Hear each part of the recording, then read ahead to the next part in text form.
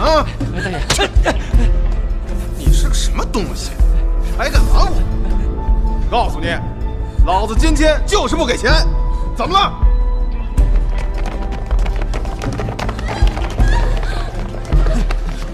怎么着？就你们几个还想动手？来！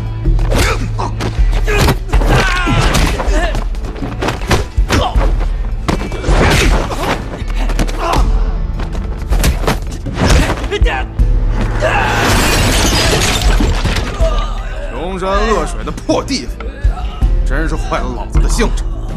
哼！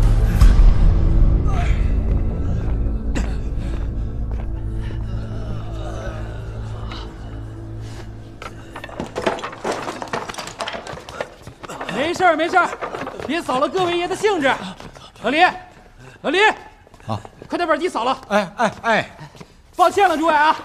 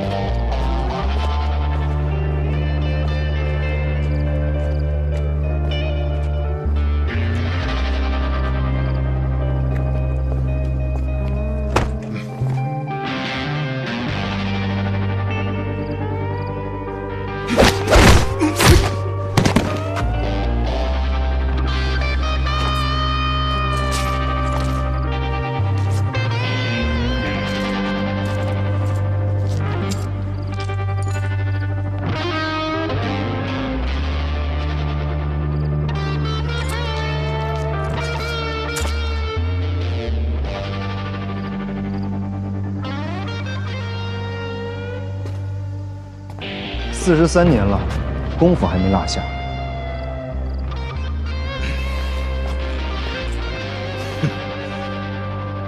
这43年你都躲在妓院。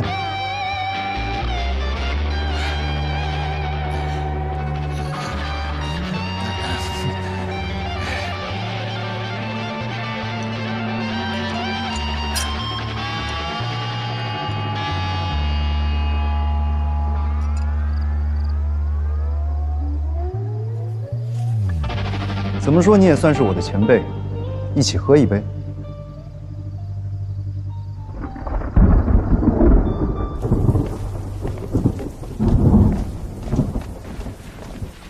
这里的菜都偏甜，吃得惯吗？都已经43年了，再不惯也惯了。就好像这虾，开始的时候我都不会剥，现在我吃完了虾，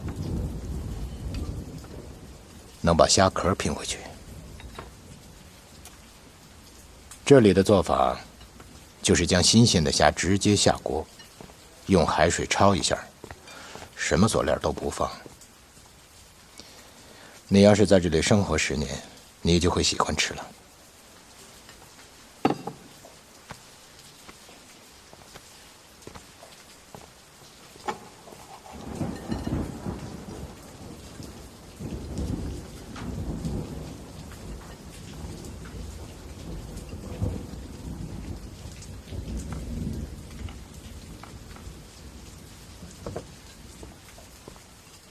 没错，43年前，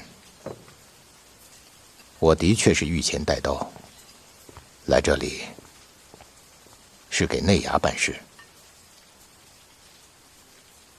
但我不是栾毅，我是栾毅的副手。栾毅是个什么样的人？他是头等侍卫，官职正3品，武功卓绝，对朝廷的忠臣。可谓是肝脑涂地，只是个性极为暴戾。同治7年，你们奉命来此追查禁坛密造，就是栾毅率队的吧？当年你们查到些什么呢？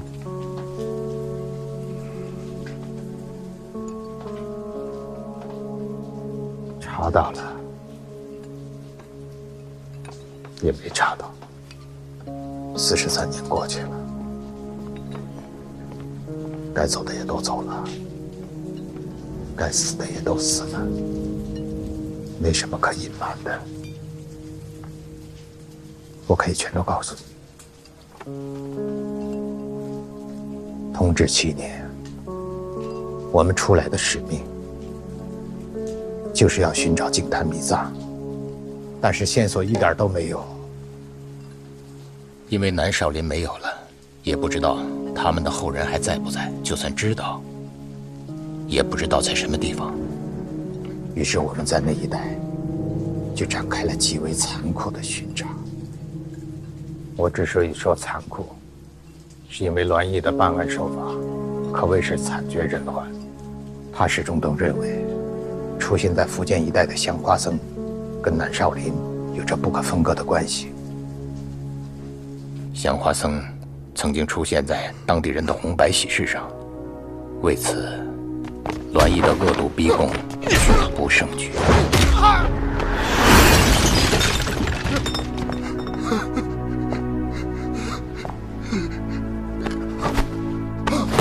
你一个做白事的，不知道香花僧，再说一句不知道，我超度了你！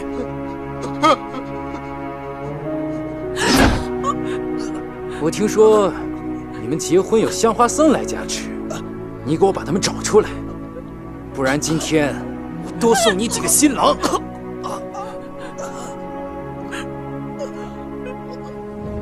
栾毅要找的香花僧叫无双宝，终于有一天，他追查到了无双宝的落脚处，在东边的浮屠寺，于是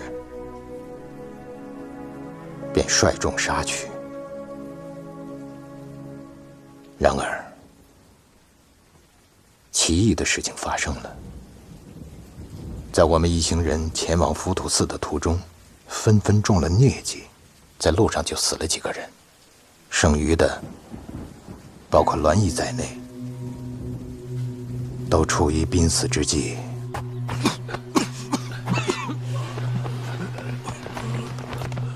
我们一行人如幽魂般的到达浮屠寺。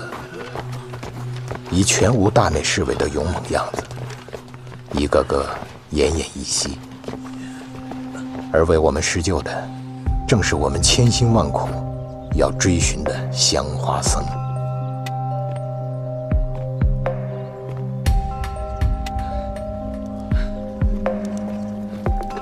无双宝和浮屠寺的方丈留住了我们几个人的性命。死里逃生后，大家都被感化，拜谢无双宝，并决定放弃追踪他的行为。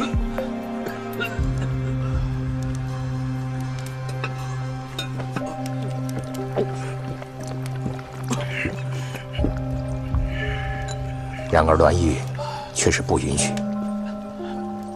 当其他侍卫拒绝执行命令时，栾毅如恶魔附身，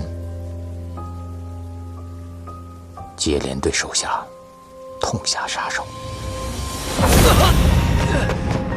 无双宝赶到之时，已经是满地尸首，而栾毅则杀红了眼。你也要抗命！大人，那是救了我们命的人。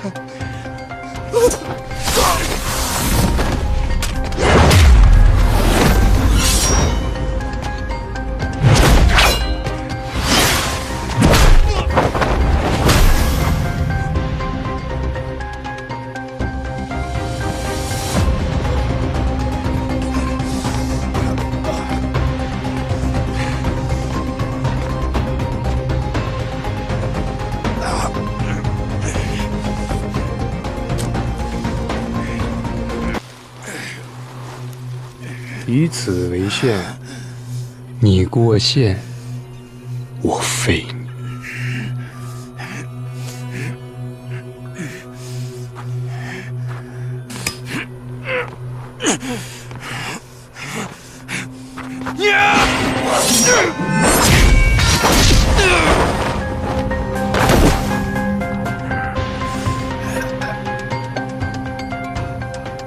说了你过线，我废你。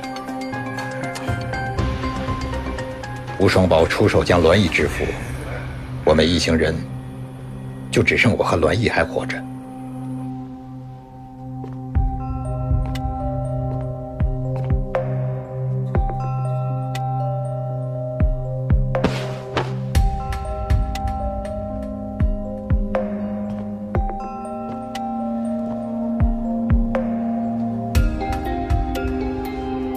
吴双宝将栾毅囚禁在寺中，我伤好之后，他放我离去。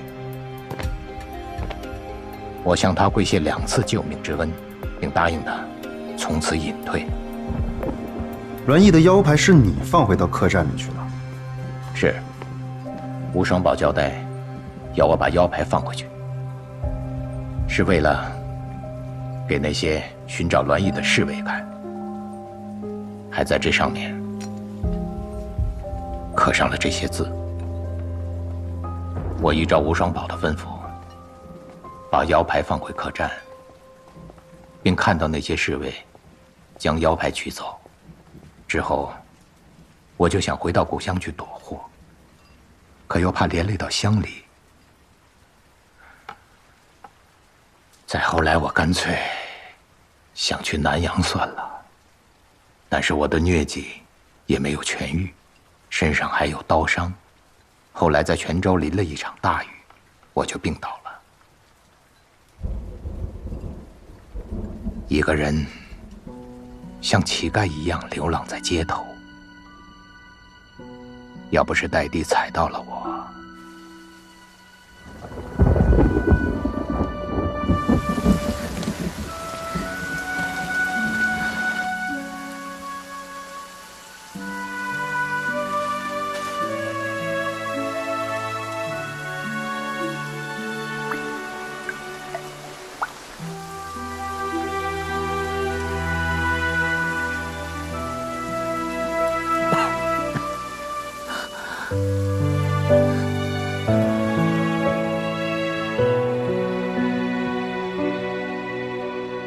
戴帝给了我1碗热粥叶，让我活了过来。从此以后，我就留在了青楼打杂。你后来还见过栾毅吗？栾毅被囚禁在浮屠寺3年，终于有一天他被佛光所感化，剃度皈依。剃度皈依？他的法号是不是渡恶？你怎么知道？你去过浮屠寺？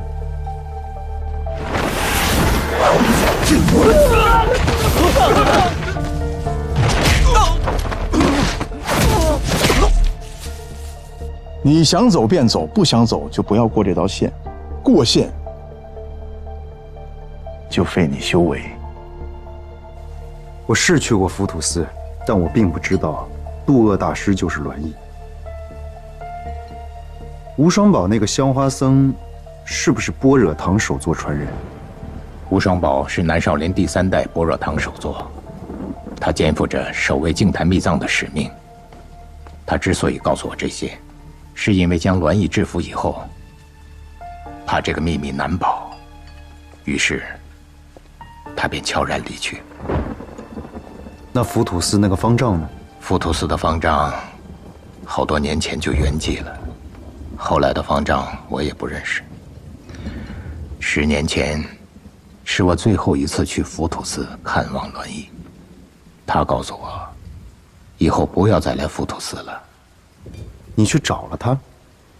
我一直都不明白，吴双宝为何会刻上这样的字。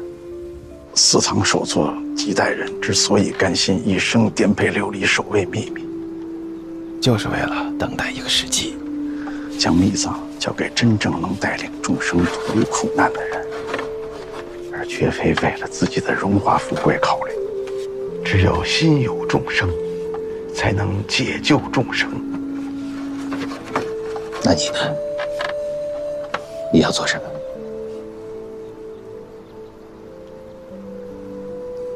我就守在这儿，守住这道线。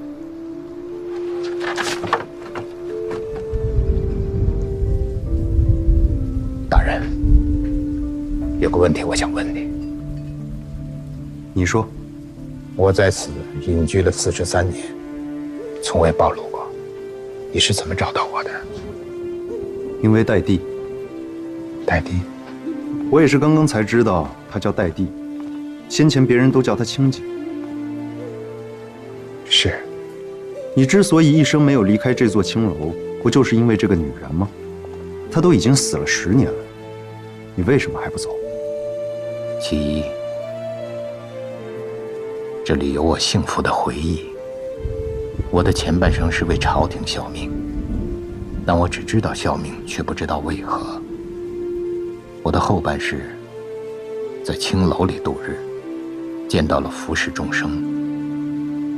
后来我才知道，原来这世人想要的只不过是几分逍遥，片刻安宁。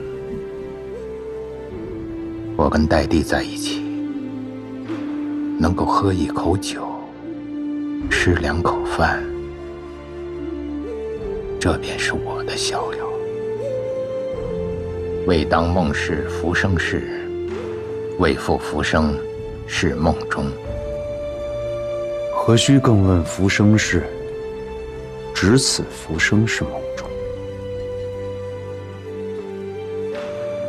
大人博学。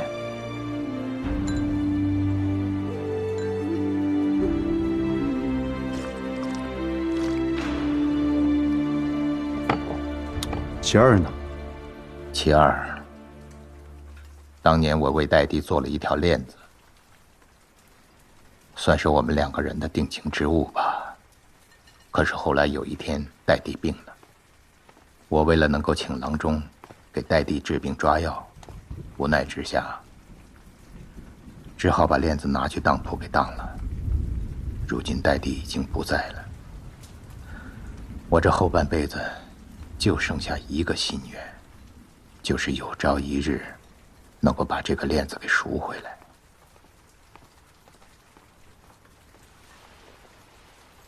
你先前问我为什么能找得到你，就是因为这条链子。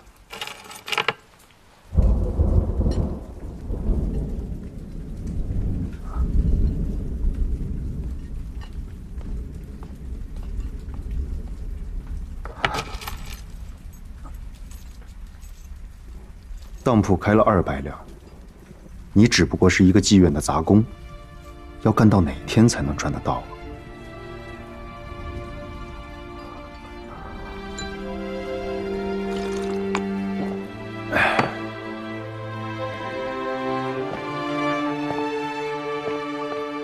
大人，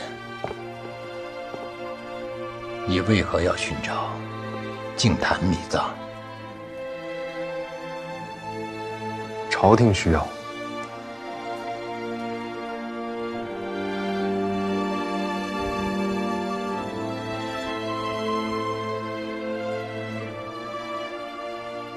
但是百姓不需要。净坛秘藏或许能够使现在的朝廷日子过得好一些，但绝不可能把朝廷变成百姓所需要的朝廷。财富一定要交给能够使民众脱离苦难的人。我全当没听见你说这些大逆不道的话。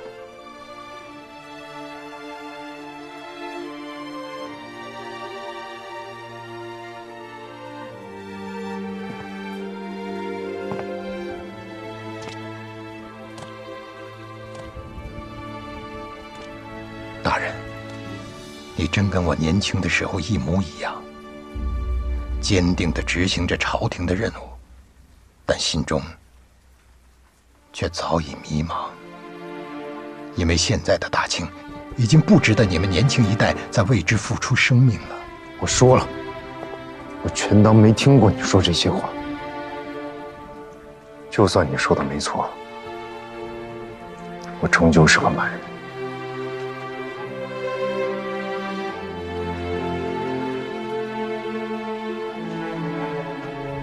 何舍里，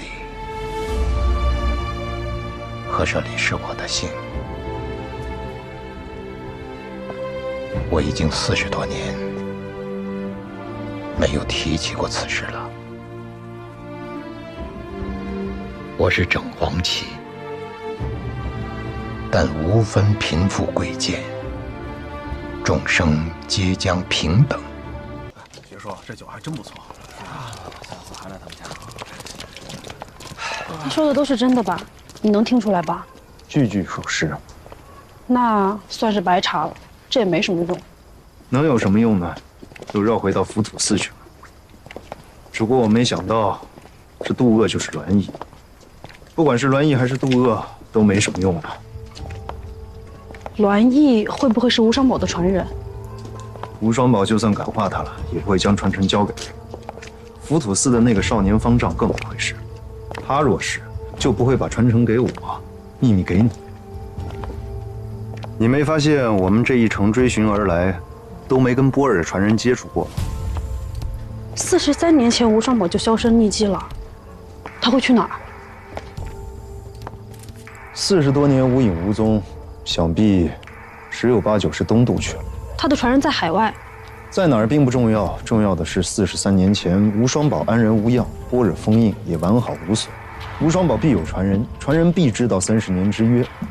查栾毅不是白查，至少我现在可以肯定，般若传人必会出现。哎，你们刚才说的那个什么浮生什么梦，什么意思啊？1000多年前，有一个文人问一位禅师：“未当梦是浮生事，未复浮生是梦中。”怎么说？人生在世，究竟浮生是一场梦，还是梦中有一场浮生？这位禅师回答这个文人：“何须更问浮生事，只此浮生是梦中。生来无痕，死去化尘，大千世界，这浮生不过就是一场梦。从生到死，只有一件事是相同的。”就是无法摆脱迷惑，又何须在意这空而不实的人生中的事情？对啊，那你为什么还那么在意？在意什么？在意这空虚无实的人生啊，在意无法让你摆脱迷惑的朝廷啊。你看栾毅，看看老黎，再看看你，现学现卖是吗？那你又何必如此在意呢？你们同盟会何止是空虚不实啊，根本就是个空，什么都没有。还有啊，今天晚上有，我什么都没说啊，我什么都没提，我没跟你聊革命，别跟我算次数。我今天跟你聊的这是白居易和鸟窠禅师对话的故事。你知道还问我啊？我是知道啊，但是你不知道啊。你要是真的知道的话，就不会那么在意了。我今天没跟你聊革命啊。穆青大人，你要讲道理的。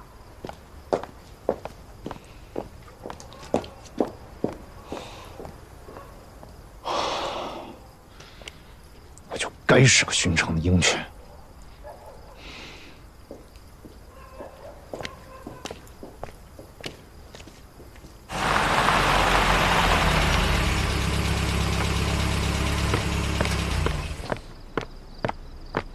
夫人，您请稍等，我现在就去通报。我找我夫君用通报干什么？让开！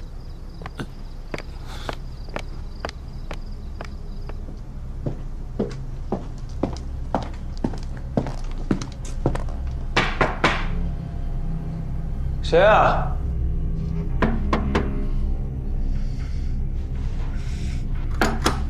问你话呢，谁啊？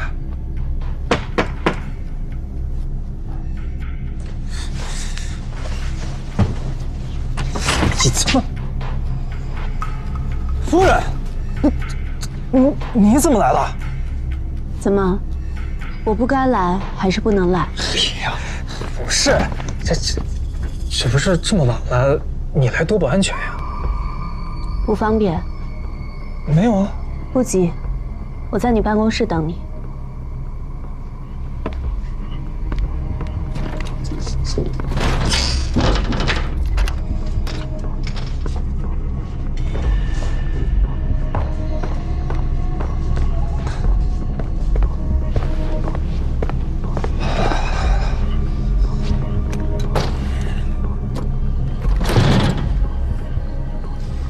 夫人，夫人，有什么话你说。你把门开开，我进来跟你说。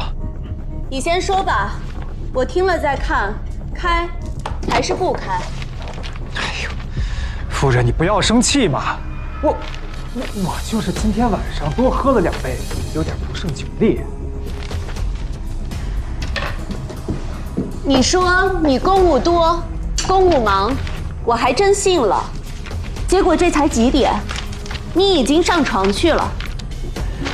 你听我解释啊，我就是去小憩片刻，一会儿就要起来工作的。最近公务确实是繁忙啊。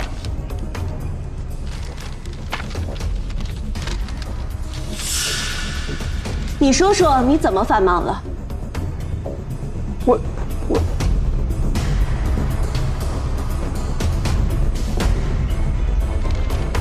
你北洋是要打仗还是要训兵？你到福建是戍边还是操练？我看你没多忙吧。哎呀，这军中的事情，我不是你看到的那样，好多事我没法跟你说呀。夫人，别的将军是什么样我也知道。我之前也说过，你要纳妾，你要找小，我不会拦着你。但念在我是王爷女儿的份上，你不要打我爹的脸。你不用回家找我，但你也不要在军营里弄得人尽皆知。不要我来看你的时候，别人觉得我是个笑话。哪有的事儿啊？你肯定是想多了。我不和你争辩，我到你办公室等你，而不是闯进你屋去，就是给你给我都留些颜面。好了，我回去了，你忙完公务早点睡。哎呀，夫人，现在已经这么晚了，不如今天就留在军营吧。夫人，要不我今天跟你一起回去？哎呀，夫人，那你回去早点休息啊。我忙完这几天之后，我就回去多陪陪你。哦，夫人，这路上慢点啊。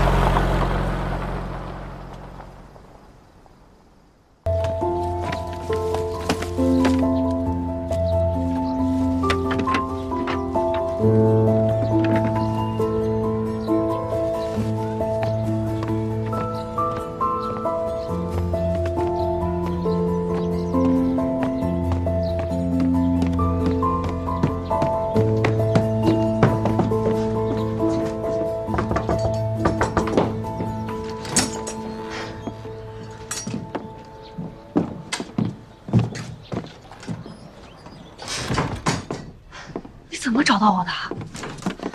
我在中海超的文件里看到了密报，他们在地方上有情报机构，把内务府住在这儿的消息送到了中海超那儿。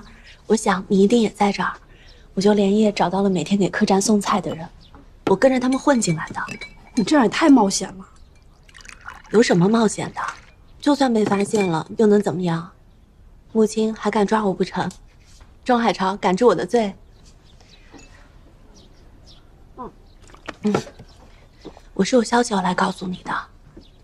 昨天晚上我偷看了钟海潮的文件，北洋一直在监视着寻宝的事态进展。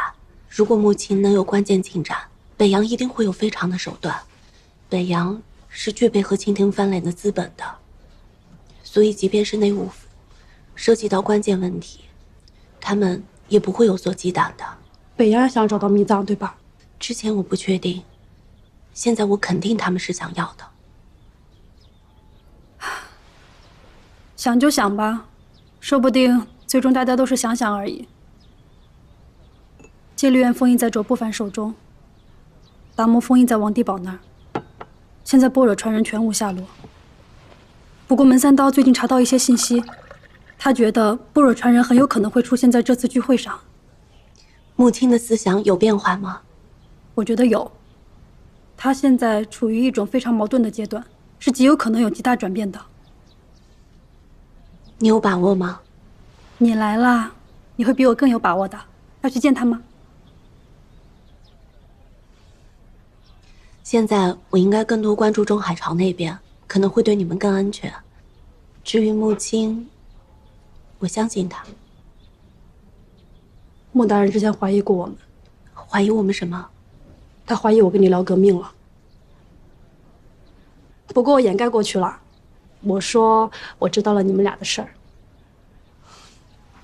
你这么说，倒是能瞒得过他。不过，我还是相信母亲。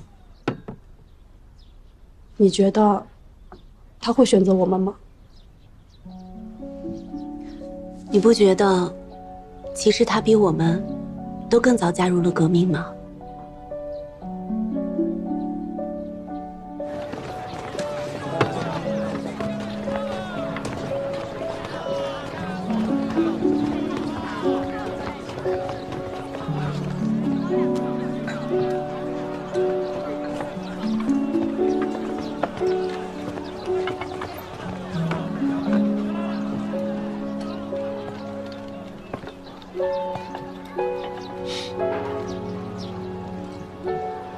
南方人的个子不高，你穿这身衣服有点小。怎么就让你给发现了呢？这么早起来还没吃饭吗？听说这家店的肉粽不错，还有牛肉羹，是当地有名的早点，尝尝。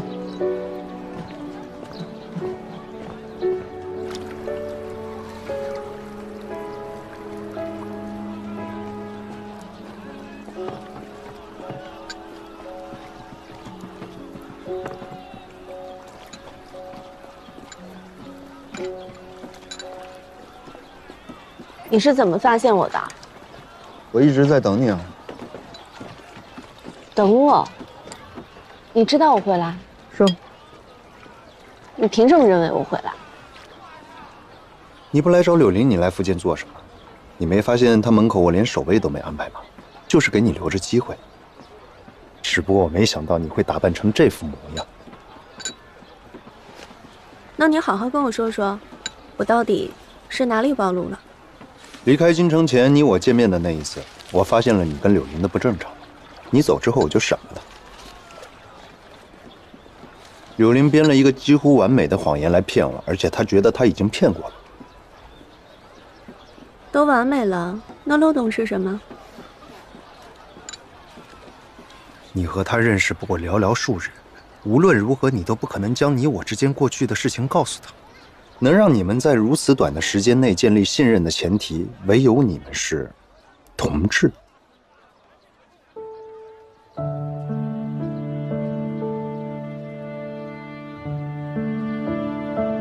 起先你说过你不来福建，短短几日你便改变了主意。如果你不想来，谁能让你来呢？是你自己主动要来。你来是因为你知道了密藏的事情，你要帮柳林。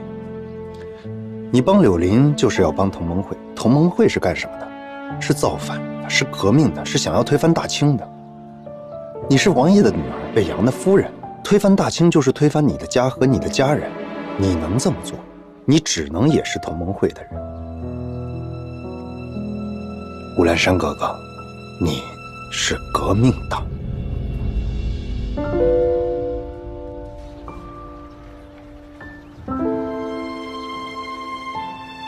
穆青大人，你要把我抓起来吗？你觉得柳林能做成什么？他不过空有一腔热血，意志坚定罢了。他做不成这件事。同盟会从日本派出9个人，刚回来就被你爹安排的人给杀光了。柳林只不过是原本陪同前来接头的一个保镖，他什么都不知道，连个同党都没有，孤身一人。对面是荣天岭的江湖剑客，北洋的枪，日本人的暗箭，还有我这么个朝廷鹰犬。哪一个他能赢过？哪一个他能对付？他有半分胜算。你是在劝我们放弃？除了放弃还能做什么？但凡他有一点成功的可能性，我都不拦着他去送死。如果他没有胜算，你也没有，谁都没有。你们没人知道菩提封印。是，他是知道，但那又怎么样呢？他拿得到卓不凡的戒律封印吗？拿得到王地宝的达摩封印吗？我都没把握能拿到，更何况还有一份根本不知道会不会出现的般若封印。我相信你能拿到。你觉得我拿到了，会交给你们吗？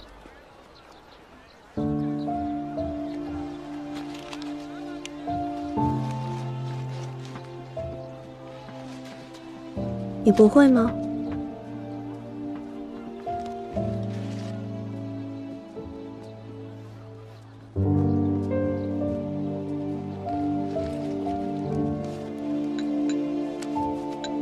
京城分别时，你对我说的话。我不想听你叫我哥哥。我当时没有回答你，现在我告诉你，乌兰山，我不想叫你哥哥。12年前我就不想，如今我也不想，以后我更不想。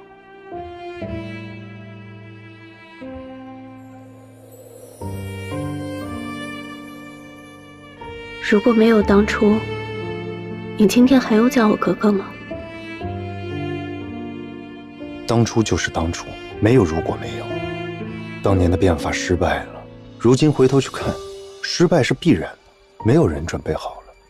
先帝没有，康有为没有，梁启超没有，大家都只想着变法，没有想好变法之后该怎么办。梁启超说，他想要一个少年中国。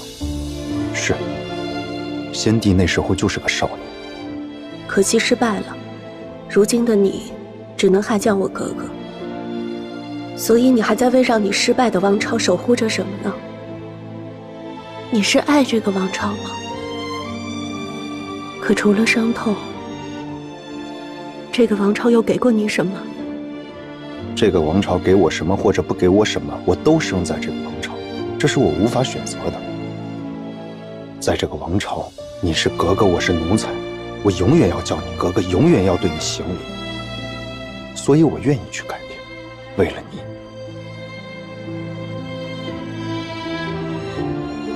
我16岁时到先帝身边，听着他们讲想要改变。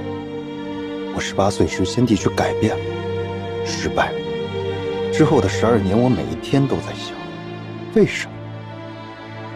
这个王朝给我的就是我知道改变很难很难，连皇帝想要改变都很难，但总要去改变，有改变才有希望。你说除了伤痛，这个王朝还给过我们什么？这个王朝还给了我们希望，就是要去改变的希望。我走出大牢，我知道摄政王载沣大人正在推行立宪，我知道他在逆流中想要改变。存亲大人跟我说，找到秘藏，朝廷就有希望，那我就去找，不论多难，我都尽全力去找，因为我希望的是朝廷可以改变。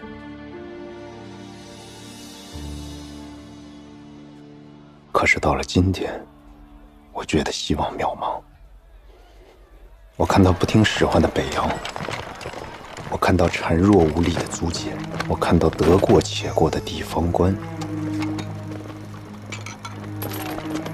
我看到百姓的麻木和习以为常。世人都在浑浑噩噩地睡着，没有人叫醒他们如何改变。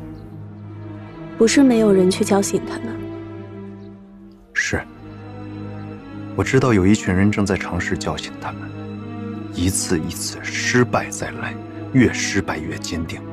他们会死，但不怕死，一往无前，前仆后继。我以前觉得这些革命的人都是疯子，为什么会这么不把命当命？现在我想明白了，他们的死就是用来唤醒沉睡着的世人们。其实12年前，谭先生就说过了，各国变法，无不从流血而成，而今中国未闻有因变法而流血者。此国之所以不昌，有之，请自嗣同始。我有许多同志被捕入狱时，一个个毫不畏惧。他们说，谭公是愿意以自己的生命去唤醒民众的真正革命者，他是所有理想主义者的偶像。母亲，你也是。他流血，你入狱，你早已经是革命者了。母亲，你是有信仰的人。12年前，你愿意跟随先帝去变法，那时信仰就已经种在你的心里了。我不知道什么是信仰。12年前，我觉得先帝很了不起，他想要改变，想要一个强大的国家，他给我希望，让我能娶你。12年后，我又成了大内侍卫，而你还是王爷的女儿。这一生我只信过2件事，一是改换天地，一是娶你为妻，都败了。我走出大牢时，就是一具行尸走肉。你已是他人之妻，我不能再娶；而改换天地，就是要打破你拥有的一切，我不能再做。抓到柳林，我不忍以刑罚对他，因为我知道他是想改换天地的人，我无法恨他。看到他虽孱弱，却在奋力抗击，我很钦佩。有一天我就在想，你过得好不好？你应该过得很好。你的父亲是齐秦王，权倾朝野；你的丈夫是北洋，手握兵权。无论谁去看，你都是逼人幸福的女人。可我突然又想起12年前，先帝同意给我做天子媒时，那时你的笑容，那时你笑得开心的样子，我再也没有见过。北洋的丈夫是你爹给你选的，因为他需要北洋。可你喜欢吗？12年，你们无儿无女。乌兰山，你根本就不喜欢他。不喜欢又无法改变，你还会喜欢王爷女儿这个身份吗？这个身份已经成了你不能自由的枷锁。不能选择，无法选择，你还会过得好吗？你不是守旧的女人，你留过洋，读过书，有思想。12年前，你敢和我逾越禁忌，你敢反叛，所以乌兰山送柳林去你府上，就是我在赌你是革命党。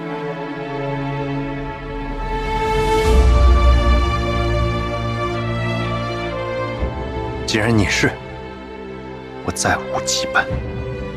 禁坛秘藏，我只要能找到，就是你们的。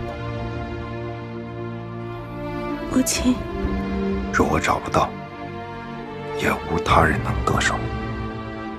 这件事情你不要告诉柳林，他知道了反而不会隐藏。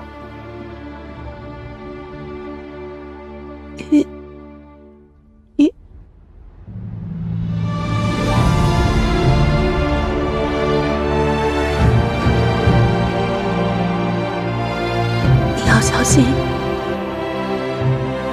我怎么能说这么无用的话？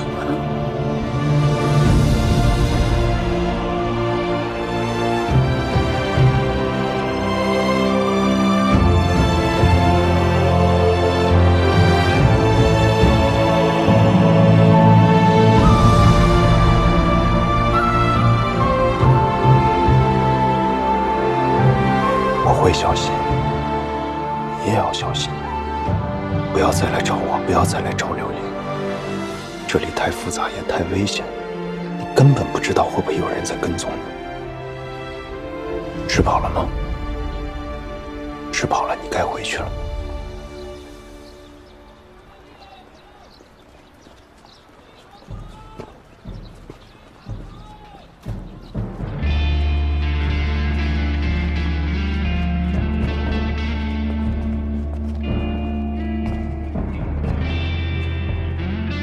母亲，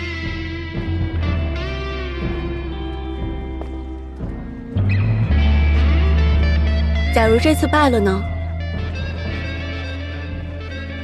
我说了，这一生我只信过2件事，败过1次又如何？不过才12年。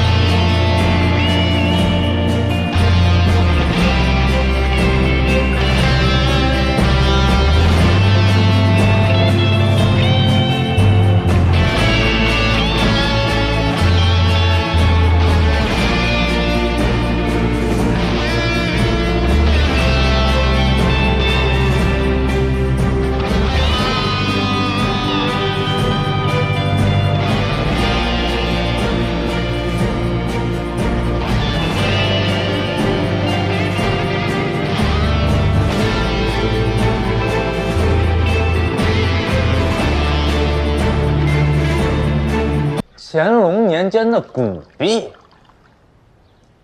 乾隆年间那算不上古币。老板，你要想搞点能升值的，倒不如弄些咸丰年间的，当100、当200、当500、当1000，就那么囤着，180年后啊，兴许还能值点钱。我就要乾隆年间的。你去福州啊、厦门啊多转一转，多收一点回来。哎，说说，这是什么线索？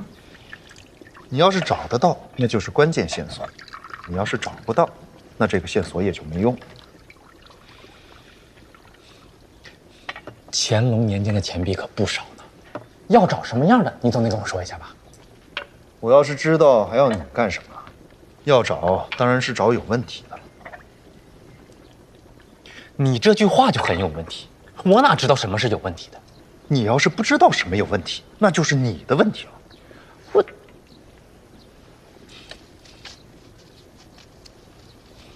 行，我给你找去。好好找，别敷衍了事。哼，从来都是您敷衍我，我什么时候了事过您了？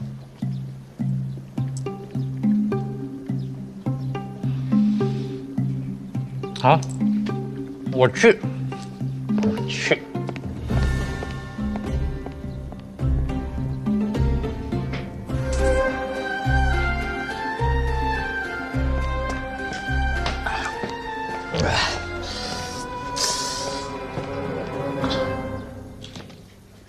母亲大人，很好玩吗？乾隆年间的古币也不是什么线索吧？当然不是。那你让这个鳄鱼小人去查什么？你是故意让他避开这几天？这个鳄鱼小人虽然看起来可恶，但说到底并不是一个坏东西。过不了几天就是30年之约，到时候免不了一番险恶。我不想让他掺和进来。你连我都骗不了，这家伙能信吗？他怎么可能错过让他发财的机会啊？这么贪婪狡猾，肯定偷摸回来。他若是足够狡猾，就应该明白30年之约那一天到底会有多危险。会很危险？不会吗？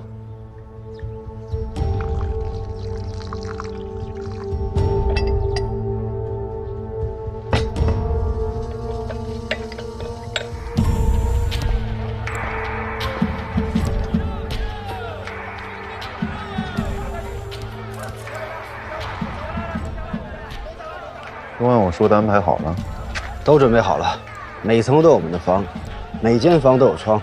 王地宝和卓不凡来了之后，无论他们住哪间房，都在我们的包家等着。他们人也不少，我们包夹了他们，其实也等于他们包夹了我。是，大家混在一起，真动起手来，乱总好过有序。明白。让兄弟们好好歇歇吧，还有3天养精蓄锐，到了初6就图穷匕现了。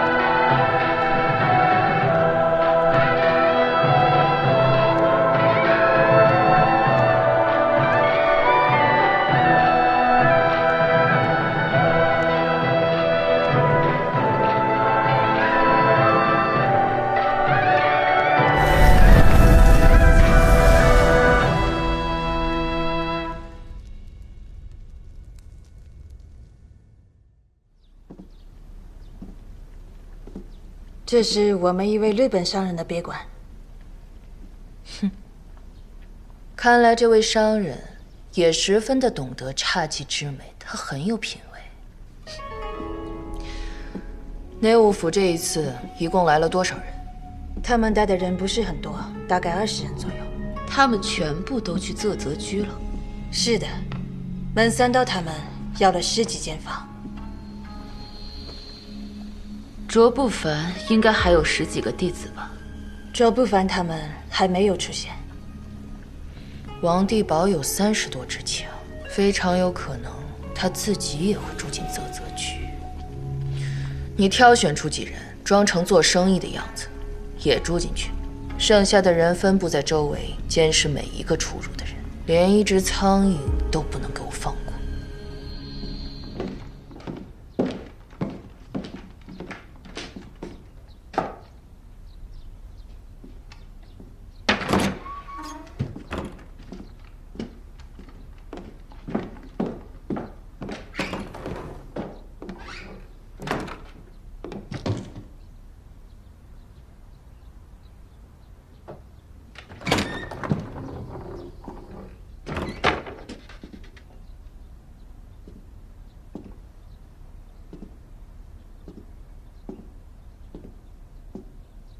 你看上去很轻松啊。其实我很紧张，但不能表现出来，只能装得很轻松。这是我们朝廷鹰犬的基本素养。母亲大人，你不是寻常的鹰犬。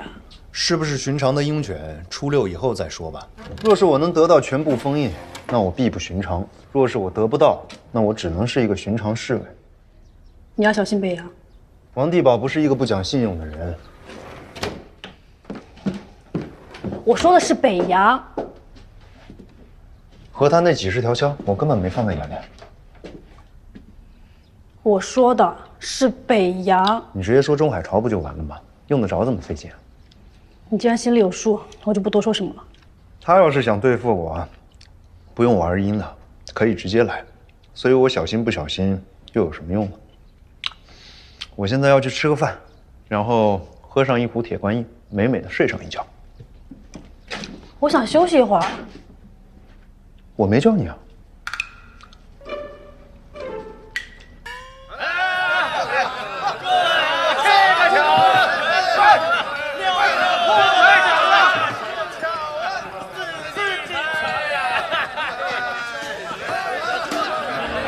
坐下来吃吧。这个牛肉羹当地特产，好吃的。这个白萝卜饭也不错。哎，你要是不忌口的话，你就尝尝这个海蛎煎。你日本留洋回来的，你肯定吃得惯。喝酒吧。你不是说你要休息一下吗？怎么到了饭点带一张嘴就来了？我是说休息一会儿，我又没说不吃饭了。母亲大人，您不是身负重任吗？还这么高调的大吃大喝啊？我倒是想低调，可是所有人都知道我是来赴30年之约的，我低调给谁看啊？喝酒。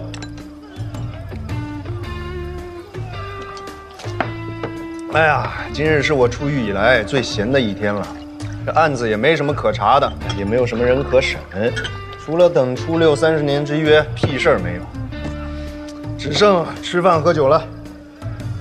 是啊，今天也是我回国以来最闲的一天。闲归闲，你不要再跟我聊什么革命啊！今日只有你柳林，我穆亲，这里没有同盟会，也没有内务府啊！来，酒后高歌且放狂，门前闲事莫思量。你别扫我兴啊！来，文三刀，我天天说我都说累了，你就是个食古不化的朝廷鹰犬。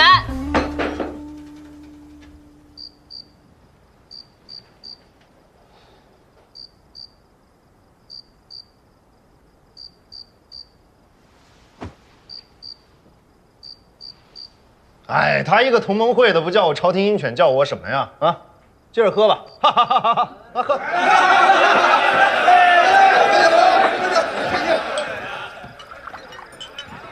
我祝你为你的革命早日卧薪尝胆，倍尝辛苦。我祝你为你尽忠的王朝早日坍塌覆灭、溃败瓦解。我祝你早日为你的革命奉献一切。我祝你为你死守的朝廷快快在革命中了结。呸！你们一帮同盟会自命不凡，什么玩意儿？呸！你们内务府啊，鱼中脑袋，尸骨不化。等着吧，你们什么都做不成的。等着吧，你们迟早被我们干了。你除了在这跟我逞口舌之外，你还能干什么？你厉害，你打八国联军去，你跟我穷恨什么？你臭不要脸！衣冠庭上，乱党！杨权！乱党！杨权！乱党！杨权！滔滔然，感受汹涌。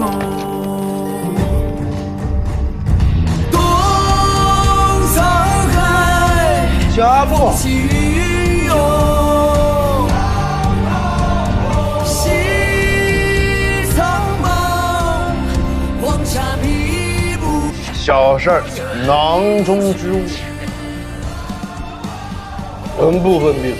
你是我唯一的兄弟。你到了大姑，你说是我兄弟，你爱干嘛干嘛。到顺天府带上弟妹啊！紫禁城里放风筝随便放。你去我大姑，我让县太爷给你烧菜陪你喝酒，喝好了。格局小了，内务府总管知道吗？陪好你。要不是当今圣上年纪太小，高低喊出来陪你喝两杯。啊，圣上不行的，年纪太小要读书。怕什么？宣统自己人，摄政王自己，连先帝，先帝，你走得太早了。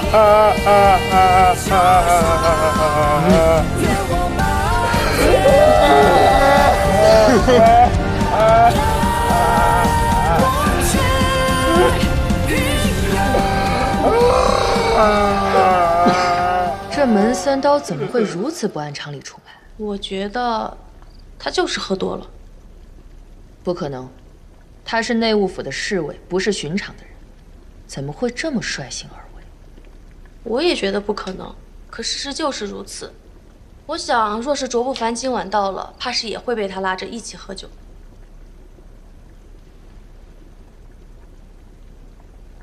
你这个时候从啧泽居出来，王地保不会生疑吗？天亮之前，啧泽居不会有一个人清醒，根本没有人会发现我出来了。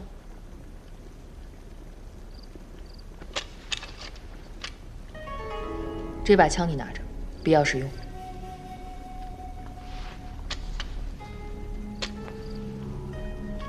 另外，中海潮也到了福建，是调来的，这肯定是齐亲王的安排。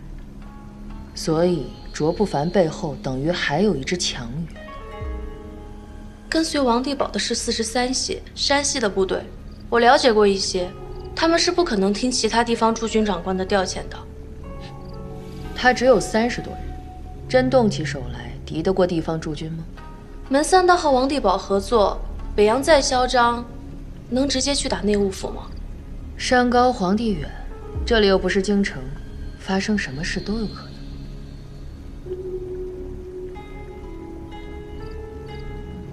那您的计划是？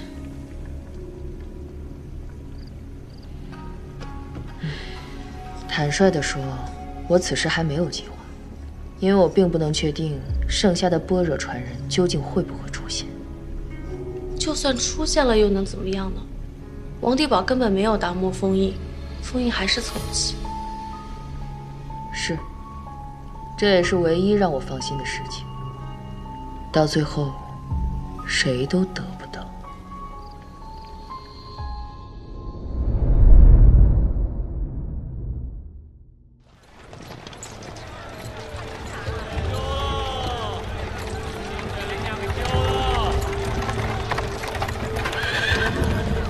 掌门，咱们到了。就这儿。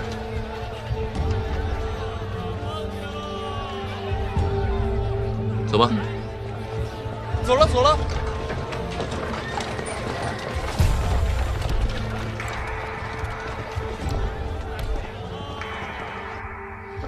王想，这是这几天的房钱和饭钱，去给掌柜的送去。好。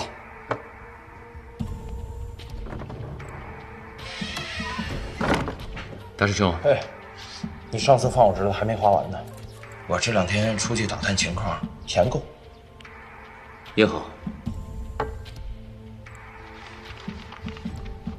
师娘，毒虫有影响吗？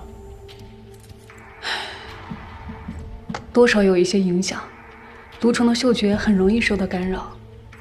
怎么了？你没闻到吗？从大厅到客房飘着浓浓的酒味儿。还真是啊。这个门三刀比我们提前先到，他十有8九会猜到我们会用毒虫布防，所以他把整个地方弄得到处都是酒味儿。这个人还真是算无遗漏啊！这个小人。哎，不凡，你们先歇着，我去四周看看。咱们才刚到，你不多休息会儿吗？哎，休息什么呀？总要到处看看嘛，看看有没有埋伏。内务府的王地保带的兵。也好。那要不要叫师兄弟跟着你啊？不用，我自己可以。你看，说了，比你们要方便一点啊。你们歇着，那我就告辞了，师娘。多加小心。放心吧。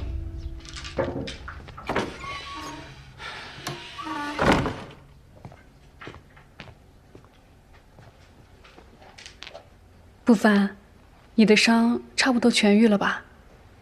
已经痊愈了。还好这些天我们走得并不快，每天晚上也住的都是客栈，你也一直休养调整着，不然我一直担心呢。放心吧，我已经好了。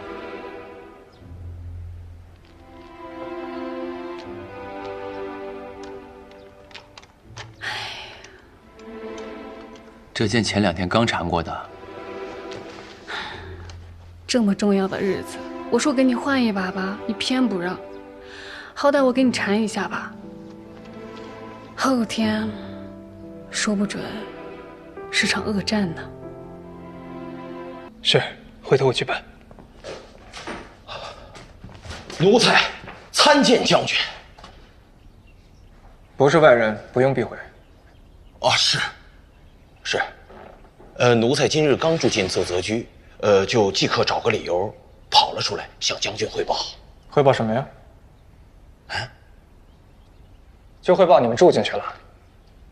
这种事儿犯得着跟我汇报吗？小人，不，奴才是时刻向将军告知荣天岭的动向啊。来得正好。我有3件事想要问问你。30年之约。周不凡有几分把握可以拿到凤眼？从当前的局势来看，内务府的侍卫在荣天岭面前并不占优啊。虽然门三刀是个高手，但卓不凡前2次和他的交锋都能从容压制。卓不凡如果尽力，门三刀毫无机会。这个卓不凡真这么厉害？有一说一，他的剑法确实是登峰造极。继续。是。王地保这个人啊，实在是能死缠烂打，但是他的实力终归不行。他手里有枪，不过他的枪是北洋的枪，原本还能有些威胁，但是将军您来了，他能不听您的吗？他的枪是北洋43协的，既然我到了福建，自然是要听我的。那是。那这个王地保这啥也不是，还有波日本人，这些根本没什么鸟用，不可能撼动卓不凡的。那卓不凡岂不是稳操胜券了？只要封印全部出现，卓不凡应该有本事全部拿下，但不会轻松，必会是一场恶战。会不会有意外？意外？您是说那个一直没出现的波尔传人吗？这个确实不好说，确实谁都没见过波尔。我说的意外是，卓不凡会不会有其他的选择？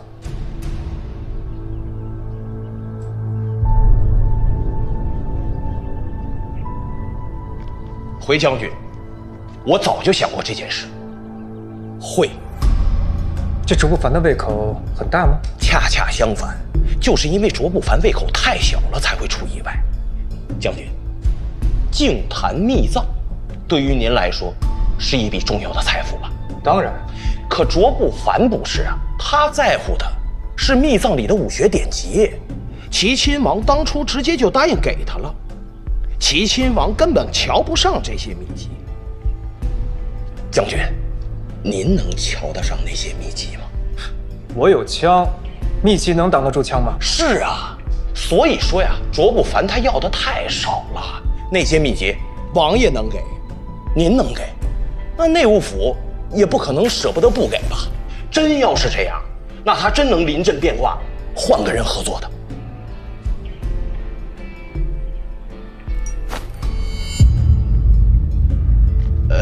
将军，您希望我做些什么？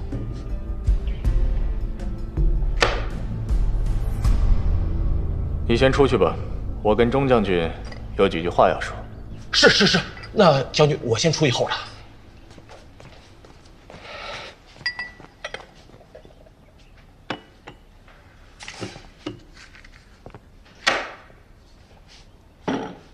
局势很明显，这卓不凡多半是靠不住了。你说，齐亲王居然把这么重要的一步棋压在这么一个江湖小人物的身上，哼，真不知道该说他老人家是有魄力呢，还是太大意了。齐亲王一开始选择卓不凡和荣天鼎是很有把握的，只是发生了意外。谁也没有想到内务府会将一个关押了12年的死囚给放了出来，谁又能想到一个天津大郭的小捕快会如此的死缠烂打？若不是这2人的话，那卓不凡可能已经得到秘藏了。凡事皆有意外，若是不能把这些意外计算在其中，那怎么还能谈得上叫做计谋呢？钟将军怎么会觉得齐亲王这样做没问题呢？对，你这是女婿不喜欢听别人说你老丈人的不好，是吗？我是一个客观的人，不会因为情感而做出错误的选择。就像我永远都清楚，我的第1个身份是本阳的将军，第2个身份是齐亲王的女婿。我刚刚说，一开始齐亲王很有把握，但那只是开始。如果能够计算出后面发生意外，那他就不该这么开始。那依你看，该怎么开始呢？让我去，把这件事情交给北阳，才是最稳妥的。你岳父可能不希望你参与其中吧？不是不想，而是他不敢。北阳同意支持齐亲王，是想要借齐亲王的手政变，然后控制政变后的内阁。而如今齐亲王的做法已经彰显出他想要在政变后反过来控制北阳的企图。你不信任你的岳父，看起来你的岳父也不信任你呀。北阳不是也不信我吗？谢先生在京城又来到了福建，想必就是想要看我到底是不是北阳的人。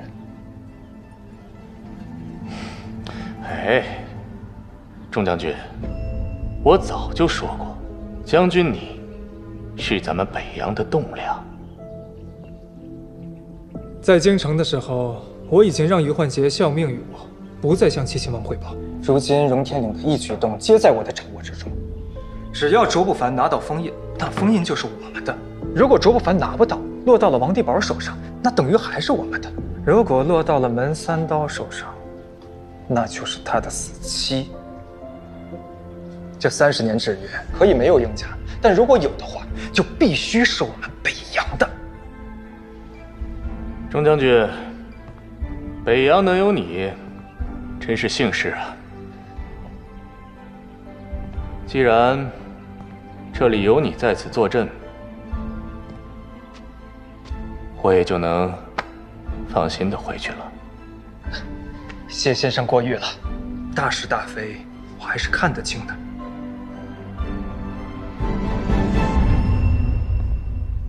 叫于焕杰进来，我有事要交代。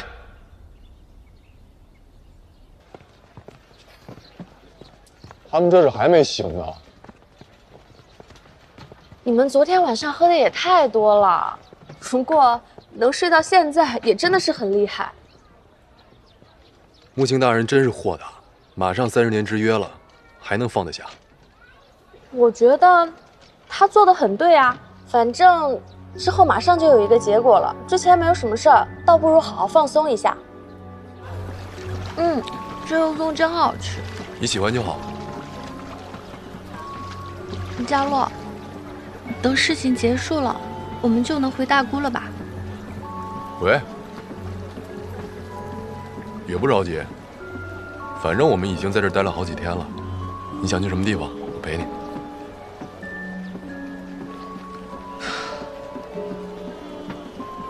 我现在已经没有家人了，你就是我唯一的家人。你去哪里我都跟着你。你想去走走看看也好，想回大姑也好，我都乐意。事情终于要结束了，结束了就好。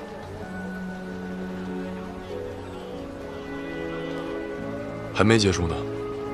卓不凡、于焕杰并未伏法，密葬也不能落入他人之手。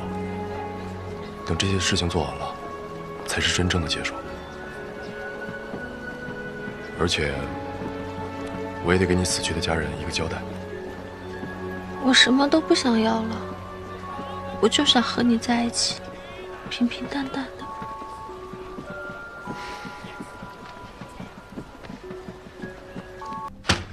这福建遍地都是铁观音，你送我一包铁观音，说实话我也没有什么好惊喜的。行了，寒暄完了，说正事。钟将军希望谁得到密葬？什么意思？我知道，卓不凡在为齐亲王卖命，钟将军是不是希望他能够得到密葬？你都说了他为我岳父做事儿，我还能希望他失败吗？他成功了，钟将军有什么好处吗？他失败了，对我又有什么好处呢？钟将军，开诚布公，我和你分享一个秘密：齐亲王和我们之间是有协议的。他发动政变，而我们日方则会在他政变成功以后，帮助他确立和巩固领袖的地位。作为交易，我们将会获得东北的交通、商贸和开采权。这个交易未免也太大了吧？哼，和一国相比，一地终归还是小的，但唯有借助我们日本的力量，他才有可能做到牵制北洋。钟将军，你应该不知道我们和齐亲王之间的这个协议吧？毕竟您是北洋的将领。我不觉得你们有能力牵制北洋。您很自信，也很自负，但是您不够自省。我们日方和北洋孰强孰弱，这个根本不需要争辩。说说你真正想说的吧，别这么绕来绕去的。我真正想说的是，卓不凡得不到密葬，或者说是卓不凡不会把密葬交给你，交给齐亲王。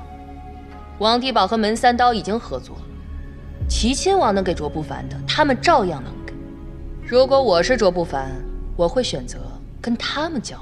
你忘了王地宝的枪是北洋的吗？福建驻军可以号令北洋43协吗？你指挥不了他们的。那就让内务府拿了，反正也还是我们朝廷的。钟将军，您真的这么想吗？据我所知，这笔钱数目很大，甚至可以让皇室起死回生。这是北洋希望的吗？让你们拿到，更不是我们希望的。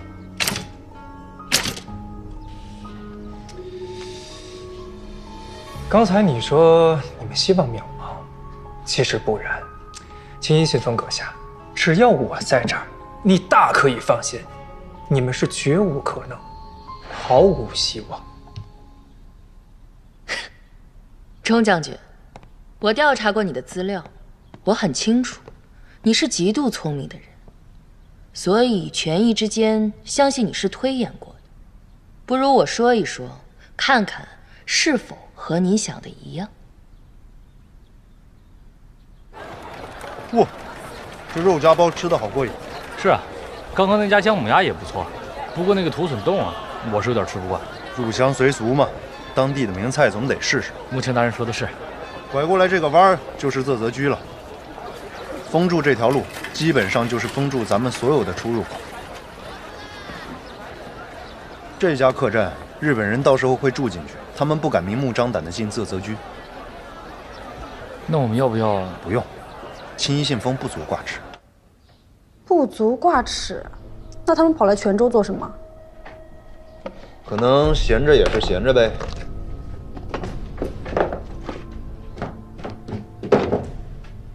你会这么觉得？你是不是酒还没醒？青衣信封最希望的就是谁都得不到密藏，我得到了，朝廷有好处；北洋得到了，朝廷虽然不太好管，但也不能说是坏处。你们得到，反正你们也得不到，啊，就算被你们得到了，那好处也不是日本人的呀。所以搅和才是青衣信封的终极目标。这40多天来，他不一直在搅和着吗？你不会是怕了吧？他的情报能力啊，倒是让我有一些害怕。不管我做什么，王地保做什么，卓不凡做什么，他好像都能第一时间最快的知道。你们内衙有人通风报信？应该不会，不过他跟踪我的次数好像不少。荣天岭呢？按理说，荣天岭都是灵溪的人，而且都是门徒，不太会出叛徒。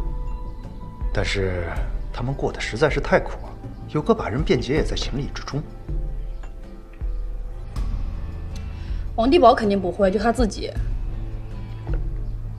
他那个女人有问题。啊？长得挺漂亮，看着也不穷，可为什么案发之后一直跟着王地保啊？王地保是长得好看还是有权有钱啊？瞎的人肯定有，但这么瞎就说不过去了。昨天晚上喝酒，他又没喝多少，然后人就不见了。他要是真那么爱王地保，能不管不顾的让他猛喝，自己上楼睡觉？反正换我，我是不太相信。那你不告诉王地保啊？我无凭无据了，告诉王地保，他也不听不信啊。他就是一个杠头，随他去吧。就算那女的是青衣信封派来的，他又能做什么呢？他收集那么多情报干什么？我想来想去，最麻烦的就是他想到了我想的办法。你什么办法？和中海潮做交易。中海潮？什么交易啊？你这个脑子搞革命，我是真不放心啊。不是，什么意思啊？青衣信封是日本人，你自己都说了，日本人希望谁都找不到宝藏。中海潮是北洋将军还是王爷女婿，那他肯定是希望找到宝藏的。双方利益都不在一个目标上，怎么交易？你也说了，中海潮是北洋的将军，又是王爷的女婿，那有什么不同？当然不同。齐亲王政变需要北洋的支持，北洋支持的前提是需要利益，而这个利益是目前国库空虚的王爷给不出来的。给不出来，他就只能给权力，权力不能更多的掌握在齐亲王的手上，那他政变就没有价值。齐亲王想要保住价值，就得去寻找禁坛密藏，密藏就是利益，齐亲王要用这个利益买回他的权利。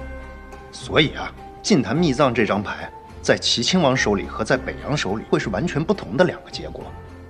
你要是中海潮，你会计算不出来这期间的利弊吗？算不出来。我看出来了。这个甜的。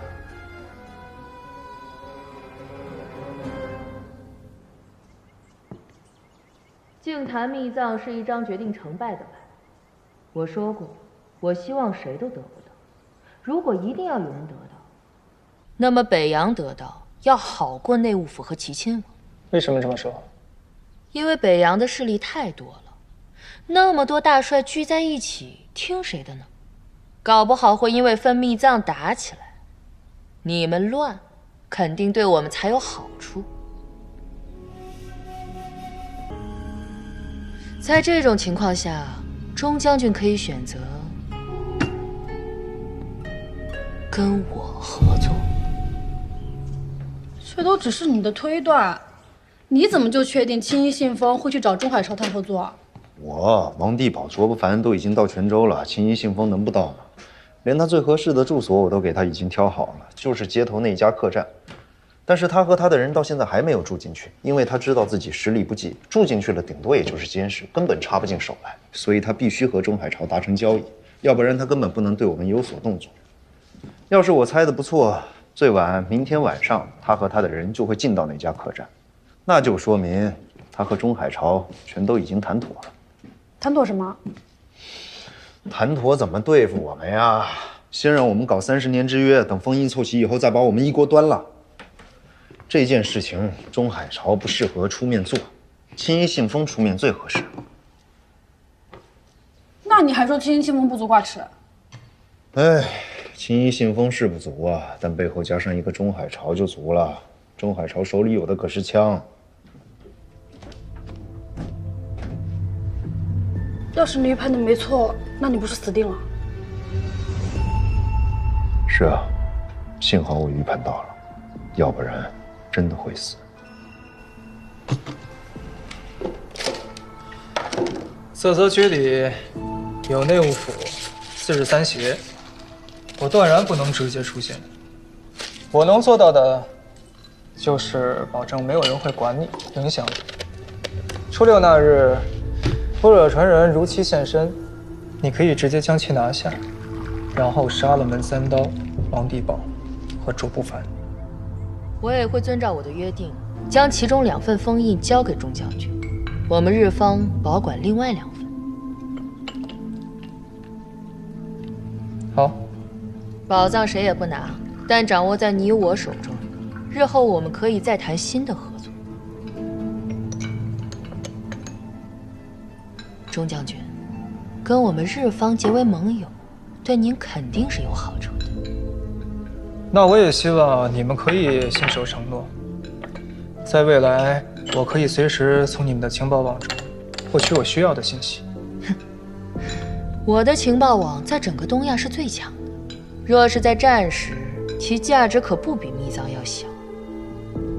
这次交易，钟将军您才是最大的受益者。既然是交易，就是彼此都能接受的条件，谈不上谁占便宜谁吃亏。如果般若传人没有如期现身，你会怎么做？